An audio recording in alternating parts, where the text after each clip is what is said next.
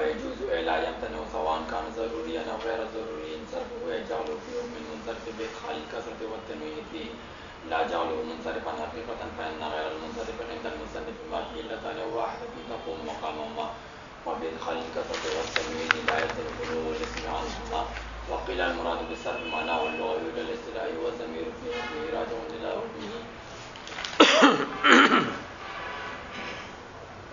پہلے مصنف علیہ الرحمن نے غیر منصرف کا حکم بیان کیا کہ غیر منصرف پر تنوین اور کسرہ نہیں آتا. آپ فرماتے ہیں کہ ضرورت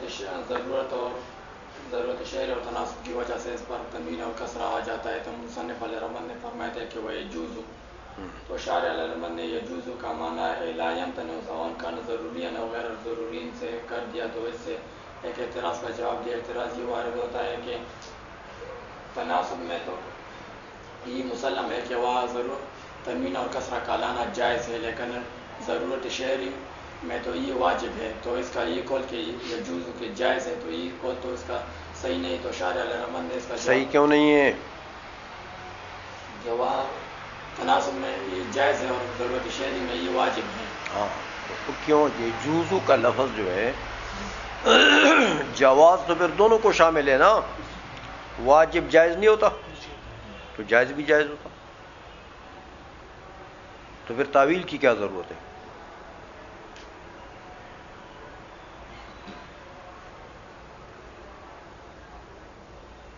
اے لا یمتنع سے جو تعویل کر رہے ہیں، لا یمتنع کیوں کہہ رہا ہے؟ بولو کیسا مطالعہ کیا؟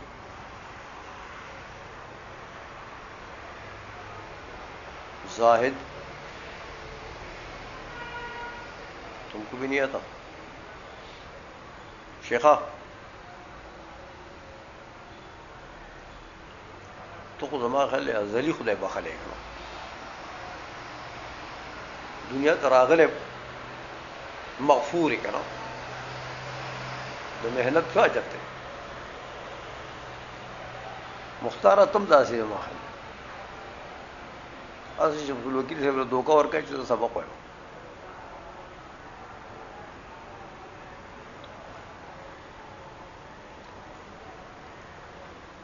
تعالی سے زردی شیخہ کنا تم خدا کا ضرور کھاتو کی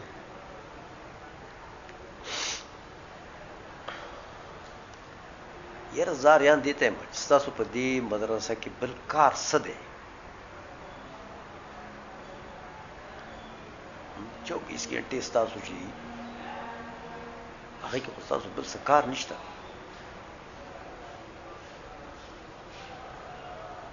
دقا یو کار دے ستاسو دام نکو ستاسو نمبر نور لٹان سوک پیدا کی چاہتا پا دنیا کی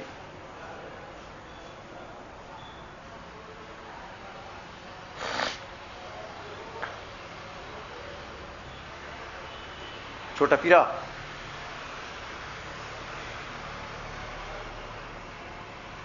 یرا پیر دسر کھولے گا خواری کا عمرہ مسلمان آخر رور دے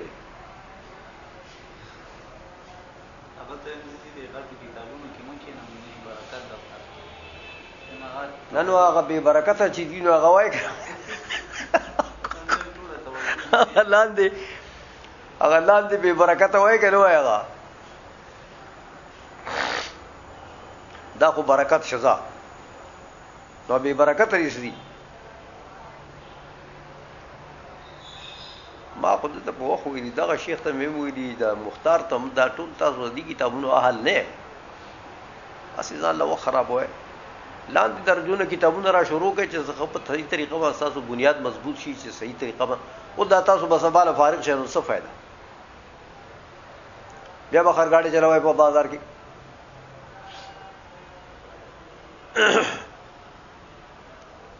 گدا گاڑی چلانے سے تو اچھا ہے نا پھر محنت کرو نا بھائی اور نہ کر بازار میں گدا گاڑی چلانی پڑے گی ٹماٹر بیچو گے بازار میں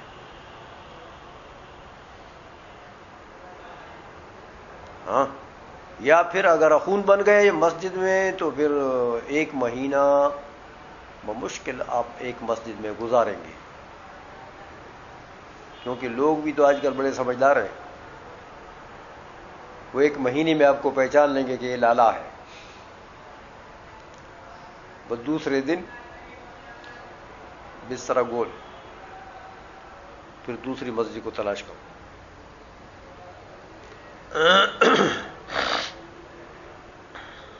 اس سے بہتر نہیں کہ عزت کی زندگی گزارو۔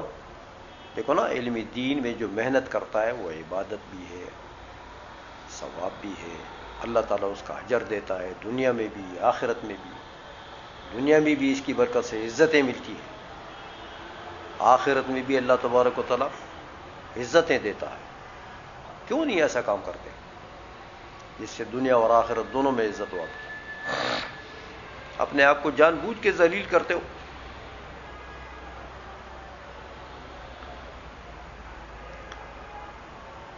ہاں ٹیبل امین تے چر تلے ہوئے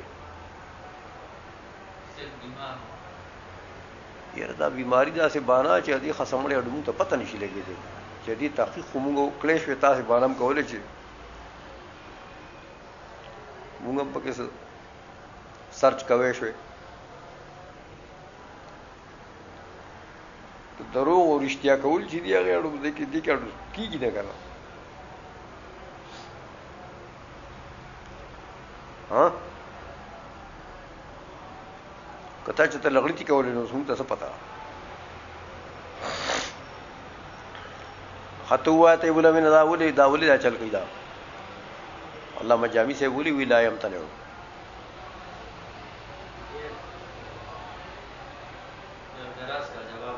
کیا جواب ہے؟ اعتراض یہ ہے کہ جواز صرف تناسب کی وجہ سے یہ جائز ہے۔ ٹھیک ہے،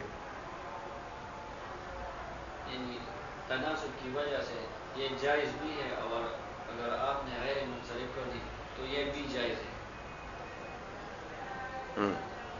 اور اگر ضرورت شرعی آ جائے تو وہ ہم کو یہ آ جاتا ہے کہ اگر آپ نے ضرورت شرعی کی وجہ سے صرف جائز قرار دیا صرف، تو یہ غیر منصرف کرنا بھی جائز ہے۔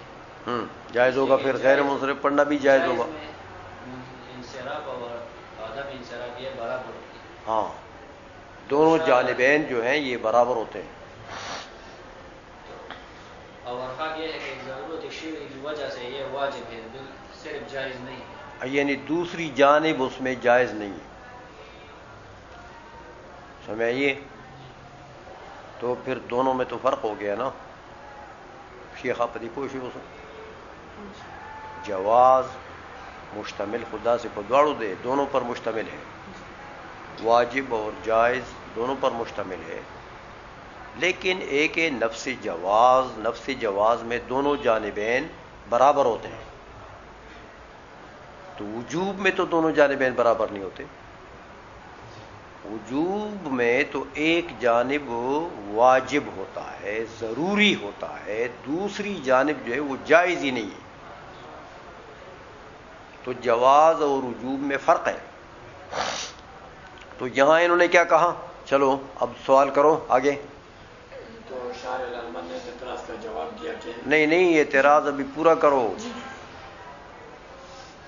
یہ تو اعتراض کی بنیاد بن گئی ہے، اعتراض پورا کرو کہ میاں جب یہ دونوں الگ الگ چیزیں ہیں، وجوب الگ چیز ہے، جواز الگ چیز ہے، تو یہ یجوز جو انہوں نے ایک لفظ استعمال کیا ماتن نے، یجوز صرف ہو، اور اس کے تحت دو چیزیں لے آیا، وجوب اور جواز دونوں کو لے آیا، سمجھ آئیے؟ تو یہ تو بات غلط نہیں ہے۔ یجوزو کسے معنی اگر یجب لیتے ہو تو تناسب رہ گیا، صرف ضرورت شرعی آ گئی ہے، اور یجوزو اگر اپنے معنی پر رکھتے ہو تو ضرورت شرعی رہ گئی ہے، سمجھ آئیے؟ کیونکہ وہ تو واجب ہے۔ تو یہ یجوزو جو ہے اس کو کس طرف کرو گے؟ یہ تو میاں دونوں میں سے ایک مراد لو گے ایسے، یا نفس جواز یا وجوب، سمجھ میں آئیے؟ تو کوئی بھی ایک لے لو تو دوسرا تو رہ جائے گا. تو وجوب اگر لوگے تو یہ مجازی معنی ہوگا، جواز لوگے تو یہ اپنا حقیقی معنی ہوگا، اور دونوں کو جمع کرتے ہو تو جمع بین الحقیقت والمجاز آتا ہے، تو یہ بھی جائز نہیں. یہ سوال ہو گیا. ہاں اس کا جواب دیتے ہیں. کیا جواب دیتے ہیں؟ لا يمتنع سے اس کا جواب دیتے ہیں کہ ہمارا مراد جواز سے جواز امکان عام مقید بجانب الوجود ہے. ہاں مراد جواز سے کیا ہے؟ امکان عام. امکان عام میں کیا ہوتا ہے؟ کہ امکان عام میں یہ ہوتا ہے کہ سلب ضرورت ہے اور ہوتا ہے ایک جانب سے، جانب مخالف سے. مخالف سے سلب ضرورت ہے جانب مخالف سے. جانب مخالف سے. تو مطلب یہ کہ یہ جوز و صرف ہو تو یہ تو ثبوتی جانب ہے نا. تو ثبوتی جانب کا جانب مخالف کون ہوتا ہے؟ سلبی جانب. سلبی جانب. تو صرف جائز ہے. کیا مطلب؟ یعنی عدم صرف، عدم صرف ضروری نہیں ہے. جانب مخالف کی ضرورت کا سلب ہوتا ہے نا امکان عام میں، تو عدم صرف ضروری نہیں ہے. اچھا تو جب مقید بجانب الوجود لیا یہاں تو وجود کا حکم ہے نا، وجودی حکم ہے. تو اس کا تو مطلب یہ ہوا کہ اس کا وجود تو ضروری سمجھئے. تو جب مقید بجانب الوجود ہو گیا تو اس کا رہ گیا عدم. اب عدم کی دو صورتیں ہیں، یا عدم ضروری ہے یا عدم بھی ضروری نہیں ہے. دیکھو وجود تو ضروری نہیں ہے، سمجھ میں آئیے؟ یہ تو فیصلہ ہو گیا نا. باقی رہ گیا عدم. اب عدم کی دو صورتیں کہ عدم ضروری ہے یا عدم بھی ضروری نہیں ہے. تو اگر عدم ضروری ہے سمجھ آئیے، اور عدم ضروری نہیں ہے سمجھ آئیے، تو دیکھو میاں لا یمتنع سواء کان ضروریا او غیر ضروریا، یہ معنی کر دیا کہ ممتنع نہیں ہے. یجوز کا معنی کیا؟ ممتنع نہیں ہے. سمجھ آئیے؟ تو میں جب ممتنع نہیں ہے تو اب ممتنع نہ ہونے کی تو آگے تو پھر دو صورتیں رہ گئی کہ اس کا وجود چاہے وہ واجب ہو یا اس کا وجود واجب نہ ہو، یعنی اس کا وجود ضروری ہو یا وہ بھی ضروری نہ ہو. آئی سمجھ میں؟ نہیں سمجھے ہو؟ لا یمتنع کا معنی کر دیا انہوں نے کہ دیکھو نا ممتنع میں تو عدم ضروری ہوتا ہے. ممتنع کا عدم، ہاں ممتنع کا عدم واجب ہوتا ہے، یعنی اس کا وہ عدم ضروری ہوتا ہے. تو جب عدم اور یہ فرمایا کہ لا یمتنع ممتنع نہیں تو عدم ضروری نہیں. تو جب عدم ضروری نہیں ہے اب وجود کی صورتیں رہ گئی. تو وجود ضروری ہے تو واجب، وجود بھی ضروری نہیں ہے تو ممکن خاص ہو گیا نا. تو ممکن خاص تو وہی جواز. نہیں سمجھے ہو؟ اس لیے انہوں نے کہا کہ میاں لا یمتنع یعنی مراد اس سے جواز سے امکان ہے، لیکن امکان عام مقید بجانب الوجود ہے. سمجھ میں آ گئی ہے؟ تو جب مقید بجانب الوجود ہو گیا اب جانب مخالف کون ہو گیا؟ عدم. تو اس کا عدم ضروری نہیں. لا یمتنع، ممتنع میں تو عدم ضروری ہوتا ہے نا، تو نے کہا لا یمتنع عدم ضروری نہیں ہے. جب عدم ضروری نہیں ہے اب وجود میں دو صورتیں، یا وجود ضروری ہے تو واجب، یا وجود بھی ضروری نہیں ہے تو کیا رہ گیا؟ امکان خاص یعنی جواز. تو دونوں آ گئے اس میں. ایک یہ جوز میں دونوں آ گئے کہ نہیں آئے؟ اس لیے فرمایا کہ ضرورت شعریہ میں تو وجوب والی بات آ گئی ہے، وہ بھی اس میں داخل ہے. سمجھ آ گئی ہے. اور تناسب میں امکان خاص والی بات آ گئی تو وہ بھی اس میں داخل ہے. سمجھے ہو؟ چلو جی. جزء لا يمتنع سواء كان ضروری غیر ضروری صرف تو جائز ہے اس کا منصرف کرنا ہے. جغل فی حکم المنصرف بادخال الکسرۃ والتنوین فی لا جغل منصرفا. جیسے بارہ سے علامہ جامی رحمۃ اللہ علیہ نے اعتراض کا جواب دیا. اعتراض یہ وارد ہوتا ہے کہ اس پر جو تنوین اور کسرہ منع ہو گیا تھا تو یہ تو علتین کی وجہ سے منع ہو گیا. اب اس کو ضرورت شعریہ تناسب اس کا سے تو اس کا خلو نہیں آتا کہ علتین سے خلو نہیں آتا. تو اس کا یہ قول کیسے ٹھیک ہے کہ یہ منصرف ہو گیا؟ یجوز صرف اس کا منصرف کرنا جائز ہو. تو کہتے ہیں منصرف کیسے ہو گیا؟ وہ دو علتین، اعتراض یہ ہوتا ہے کہ وہ کیا دو علتین ضرورت شعری کی وجہ سے اس سے نکل گئی ہیں یا تناسب کی وجہ سے وہ علتین نکل گئی ہیں؟ تو وہ تو منصرف غیر منصرف ہو گیا تھا علتین کی وجہ سے. تو اگر وہ علتین نکل جائیں گی تو صرف ہو کا کہنا پھر ٹھیک ہے، یہ جزو صرف ہو.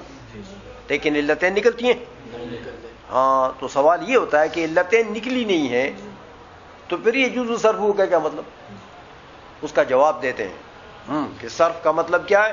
صرف کا مطلب یہ کہ یہ حکم منصرف میں منصرف کے حکم میں ہو گیا، یہ نہیں کہ حقیقتاً منصرف ہو گیا. کہ حقیقتاً تو منصرف نہیں ہو سکتا، وہ تو دو علتین کی وجہ سے غیر منصرف ہوا. تو علتین تو ابھی بھی پڑی ہوئی ہیں. چلو جی. کر دینا اس کو منصرف کے حکم میں. کیسے منصرف کے حکم میں کرو گے؟ بادخال الکسرۃ والتنوین فیہ، ہاں کہ اس میں کسرہ اور تنوین داخل کر دو. تو منصرف کے اوپر کسرہ اور تنوین آتا ہے نا، تو اس پر بھی آ گیا. لا جعلہ منصرفا حقیقتاً، کہتے ہیں حقیقی منصرف مراد نہیں ہے یہاں پر. یہ جو صرف ہو میں ماتن نے جو صرف ہو کہا ہے ہاں کیوں؟ فإن غیر المنصرف عند المصنف ما فيه علتان واحد تقوم مقامهما. کیونکہ غیر منصرف تو مصنف کے نزدیک یہ ہوتا ہے کہ جس میں ایک قائم مقام دو کے علت ہو یا دو ہو، تو وہ غیر منصرف. ہاں وہ بادخال الکسرۃ والتنوین لا يلزم خلو الاسم عنهما. سمجھائیے، کسرہ اور تنوین داخل کرو گے تو کیا وہ خارج ہو جائے گا؟ دونوں علتین خارج ہو جائیں گے. چلو جی. دوسرا جواب دیتے ہیں. دوسرا جواب دیتا ہے کہ مراد صرف سے معنی لغوی ہے، اصطلاحی مراد نہیں ہے. تو عبارت یہ بن جائے گی کہ ويجوز تغییر حکم المنصرف. ہاں یعنی تغییر حکم غیر المنصرف. ويجوز تغییرہ، یجوز صرف کا معنی پھیرنا، تغییر کرنا. تو منصرف کا پھیرنا جائز ہے. سمجھئے، یہ اس کا لغوی معنی ہے. اچھا، اور یہ جو ضمیر صرف ہو میں، اس کو یہ منصرف کی طرف مت راجع کرو. کس کی طرف راجع کرو؟ اس کے حکم کی طرف. تو اس کا مطلب یہ کیا ہوا کہ وہ یجوز صرف حکم ہی، یجوز ہاں اس کا جو حکم ہے اس میں تغییر جائز. تو اب حکم کیا تھا؟ اللہ کثرت ولا تنوینا. تو اب اس میں تغییر کیا ہوگی؟ چلو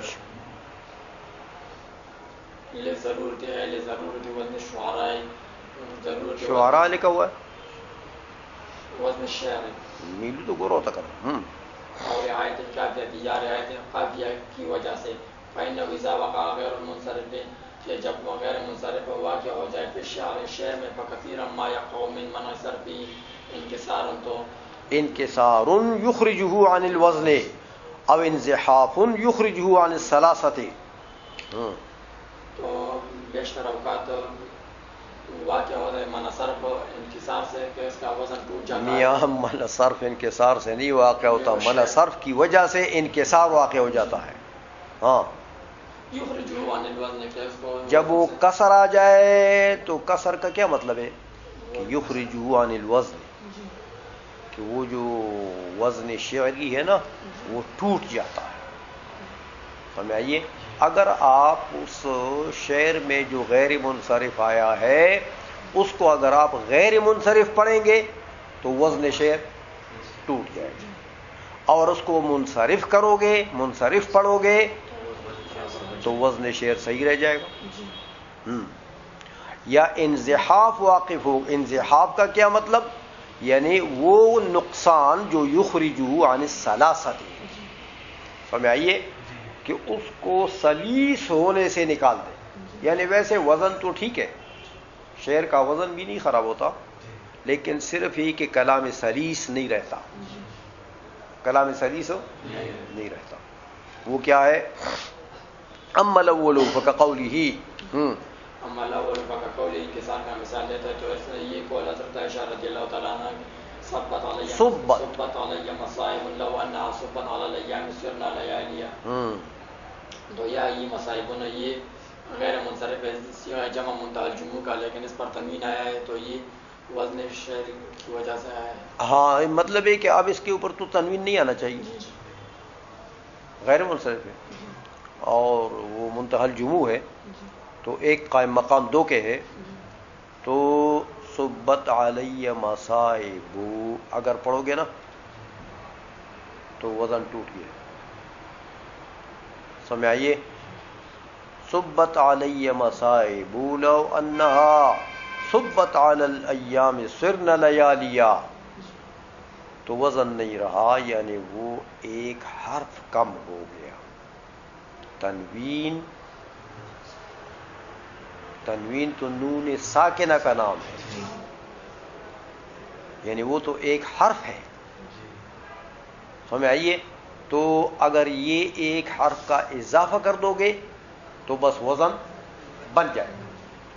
سمجھ آ گئی ہے؟ چلو جی. وہاں ثانی انزحاف کی مثال کیسی؟ معنی کو جانتے ہو؟ حضرت فاطمہ الزہرا رضی اللہ تعالی عنہا حضور نبی کریم صلی اللہ علیہ وسلم کہ دنیا سے پردہ فرمانے کے بعد اپنا گویا کہ غم کا اظہار کر رہی ہے، اپنے حسرت اور غم کا اظہار کر رہی ہے. تو فرماتی ہیں کہ ماذا علی من شم تربت احمدی اللہ یشم مد الزمان غوالیا. کیا ہو گیا اس شخص کو جس نے حضور کے قبر انور کو سونگا، جس نے حضور کے قبر انور کو ایک مرتبہ سونگ لیا. اس کو کیا ہو گیا کہ یہ شخص تو پوری عمر جو ہے غوالی جیسے عطر کی کو سونگنے کی طلب نہیں کرتا ہے. غوالی جو ہے یہ غالی کی جمع ہے، اور یہ اس زمانے میں بہترین قسم کا عطر تھا. تو فرماتی ہیں آپ کہ حضور کے تربت کو، حضور کے قبر مبارک کی مٹی کو جس نے ایک مرتبہ سونگا، پتہ نہیں اس کو کیا ہو گیا کہ وہ پوری عمر غوالی کی سونگنے کی تمنا نہیں رکھتا، کہ وہ غوالی جو ہے اس کی خوشبوئی اس کو بھول جاتی ہے. یہ ایسی خوشبوئی ہے حضور کے تربت کی. اور پھر فرماتے ہیں کہ صبت علی مصائب لو انہا، حضور کی جدائی کی وجہ سے میرے اوپر ایسی مصیبتیں انڈھیل دی گئی ہیں. صبت انڈھیل دی گئی ہیں، یعنی میرے اوپر ایسی مصیبتیں ٹوٹ پڑی ہیں کہ لو انہا، اگر یہی مصیبتیں صبت علی الایام، اگر یہ دنوں کے اوپر یہ مصیبتیں انڈیل دی جائیں تو سرن لیالیا، تو دنوں کی یہ روشنی ختم ہو جائے گی اور اندھیری رات بن جائے گی. دن میں روشنی نہیں رہے گی. یہ ایسی مصیبتیں حضور کے فراق کی وجہ سے مجھ پر آ گئی. حضور کی بڑی چہیتی صاحبزادی تھی نا. چلو وہاں مسانی زحاف کی مثال دیتے ہیں کہ یہ سلاست سے نکل جائے گا. قولی تو یہ قول حضرت امام شافعی رحمۃ اللہ علیہ کا اشیاء ذکر نعمان لنا ان ذکر والمسک ما قررت یتدبعهم. تو یا یہ نعمان یہ غیر منصرف ہے. اس میں دو اسباب ہیں اسباب معنی صرف سے کہ ایک الف منتہتان اور ایک علمیت ہے. تو اگر اس کو تنوین نہ پڑے تو وزن تو قائم رہ جاتا ہے لیکن سلاست سے نکل جائے گا. اعد ذکر نعمان لنا ان ذکرہ، اگر ایسا بھی پڑھیں گے تو وزن تو ٹھیک ہے لیکن کلام جو ہے وہ سلیس نہیں رہا. سلیس کا مطلب یہ ہے کہ قانون شعری کے مطابق نہ ہوا. یہ نیچے بین السطور لکھا ہوا ہے کہ یہ شعراء جب شعر بناتے ہیں نا تو ان کے اوزان ہوتے ہیں، قافیے اور اوزان ہوتے ہیں. یہ علم العروض والقوافی جو ہے یہ پورا فن ہے. تو فرماتے ہیں کہ یہ جو شعر ہے نا اس کا وزن ہے فعولاً مفاعیلاً، 4 مرتبہ فعولاً مفاعیلاً فعولاً مفاعیلاً فعولاً مفاعیلاً فعولاً مفاعیلاً. تو یہ شعر بن جائے گا. تو اب دیکھو میاں مفاعیلاً پر ٹوٹ گیا، فعولاً تو بن گیا لیکن مفاعیل تو آ گیا. اگر یہ نعمان کے اوپر غیر منصرف کرتے ہو تنوین نہ ہو تو ایک حرف کم ہو گیا نا. تنوین تو حرف ساکن ہے. تو مفاعیلاً میں مفاعیل تو ہو گیا لیکن انون رہ گیا. تو شعراء کے نزدیک وہ جو اوزان ہوتے ہیں ان اوزان سے جب شعر نکل جائے تو کہتے ہیں انزحاف آ گیا. سمجھ میں آئیے؟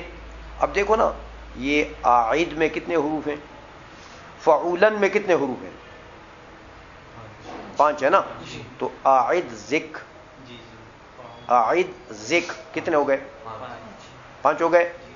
آگے را سے مفاعیلن کو شروع کرو. مفاعیلن میں کتنے؟ مفاعیلن میں کتنے؟ 7. تو لے جاؤ را سے شروع کرو. نہ ہو تو 6 ہو گئے اور تنوین ہو تو ہاں تو وہ مفاعیلن پورا ہو جائے گا. تنوین کی وجہ سے مفاعیلن پورا ہو جاتا ہے تو ایک وزن بن جائے گا. سمجھ آئیے؟ لیکن اگر تنوین نہیں ہے تو مفاعیل کسر آ گیا اور وہ نون جو ہے وہ تو نہیں ہو، وزن پورا نہیں ہو تو انزحاف آ گیا. یعنی مطلب یہ ہے کہ گویا کہ وہ اوزان شعریہ سے جو وزن شاعر نے اپنے اس شعر کے لیے مقرر کیا تھا کہ اسی طریقے سے میں اس کو بناؤں گا. یہ بڑا فن ہے، بڑا باریک فن ہے. تو پہلے شاعر جو ہیں وہ شعر کے بنانے کے لیے اوزان مقرر کرتے ہیں، معیار، ایک ترازو. تو پھر اس ترازو کے مطابق شعر بناتے ہیں. تو یہ جو اوزان ہے نا یہ ترازو ہیں ان کے. تو اس شعر کے لیے انہوں نے ان اشعار کے لیے جو اس میں ہے قصیدے میں امام اعظم کے امام شافعی رحمۃ اللہ نے جو قصیدہ لکھا ہے تو اس کے لیے انہوں نے کیا مقرر کیا؟ فعولاً مفاعیلاً. یہ 2 کلمے 4 مرتبہ آئیں گے اس میں تو شعر صحیح بنے گا. تو اب وہ تو نہیں آیا نا، وہ تو ٹوٹ گیا. تو اگر غیر منصرف کر دو اس کو تو ٹوٹ جاتا ہے، منصرف پڑھو تو صحیح آ جائے، وطن صحیح ہو جائے، انزحاف نہیں ہوگا. نہیں سمجھے ہو؟ ہاں امام شافعی رحمۃ اللہ علیہ دیکھو نا کتنے مذہب کے مالک ہیں، بہت بڑے آدمی ہیں. لیکن فرماتے ہیں بڑے اچھے شاعر تھے. دیوان شافعی آج کل بھی بازار میں ملتی ہے، جیسے دیوان حسان ملتی ہے. امام شافعی کے دیوان بھی جو اشعار کا مرکب ہے، بڑے بہترین اشعار ہیں امام شافعی کے. تو وہ امام اعظم کے تعریف میں جو انہوں نے قصیدہ لکھا، اس میں ایک شعر یہ ہے کہ اعد ذکر نعمان لنا ان ذکرہ، بار بار کرو، مکرر کرو امام اعظم کا ذکر، لنا ہمارے لیے، ہماری خوشی کے لیے، ہمارے فائدے کے لیے بار بار کرو. فرماتے ان ذکرہ، امام اعظم کا ذکر ہے نا، هو المسک، وہ تو مسک و عنبر ہے. ما کررتہ، جتنا اس میں تکرار کریں گے آپ، یتزوع، اتنے ہی وہ خوشبو زیادہ ہوگی اس کی. دیکھو نا، مسک میں جتنی انگلیاں آپ مارتے ہیں تو خوشبو بپر جاتی ہے. جتنی انگلیاں ماریں گے خوشبو بپرے گی، پھیلے گی خوشبو.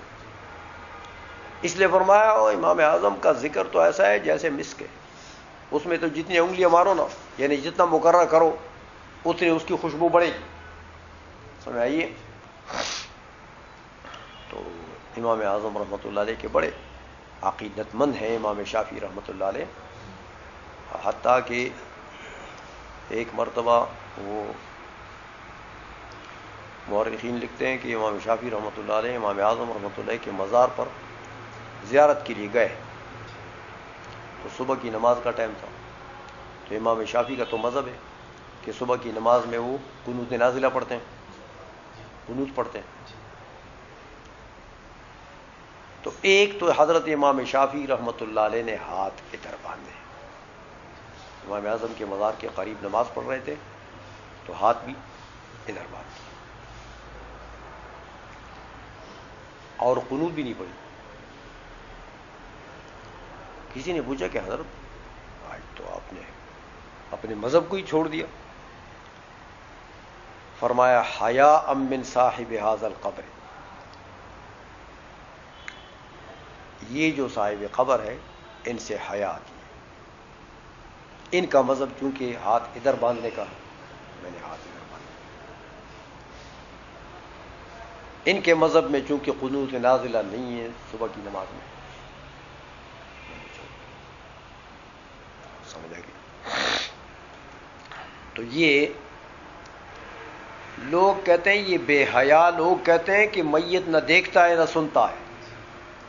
حیاناک لوگ یہ کہتے ہیں کہ حیاء من صاحب ھذا القبر. حیا والے لوگ یہ ہیں، یہ جو کہتے ہیں نہ سنتے ہیں نہ دیکھتے ہیں، یہ بے حیا ہیں. وہ تو پھر وہاں دیکھو نا، قبور اولیاء کے قبور کے سامنے بڑی بے ادبی کرتے ہیں، بم رکھتے ہیں، اڑاتے ہیں. بے وقوف، بے حیا ہے نا.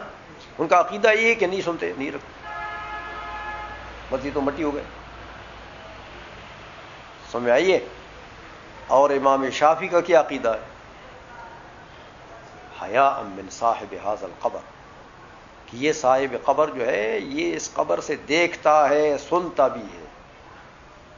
اگر وہ دیکھتا نہیں ہے تو حیاء من صاحب ھذا القبر کا کیا مطلب ہے؟ کس سے ہے؟ مٹی سے ہے. سمجھ میں آ گئی ہے؟ اسی طرح ام المومنین کی بھی ایک روایت ہے، جب آپ گئی ہیں نا، فرماتی ہیں کہ میں جب میرے حجرے میں حضور دفن تھے اور میرے والد ماجد دفن ہوئے تو میں بغیر حجاب اور نقاب کے حاضری دیتی تھی، کیونکہ ایک میرے والد ہیں تو ایک میرے شوہر. لیکن جب حضرت عمر رضی اللہ تعالی عنہ دفن ہوئے پھر پردہ کرتی تھی. ان کا عقیدہ تھا نا، حضرت عمر دیکھتے ہیں اگر ان کا عقیدہ یہ نہ ہوتا کہ حضرت عمر قبر سے دیکھتے ہیں تو پھر حجاب کا کیا مطلب، پردے کا کیا مطلب؟ سمجھ آئی نا؟ تو یہ مسلمانوں کا یہ عقیدہ ہے. سمجھائیے، جو صحابہ کا عقیدہ ہے، جو ائمہ مذہب کا عقیدہ ہے، یہ اسلامی عقیدہ ہے. اور یہ جو انہوں نے نکالے ہیں بے حیاؤں نے، یہ ان کے پیٹ کی باتیں ہیں.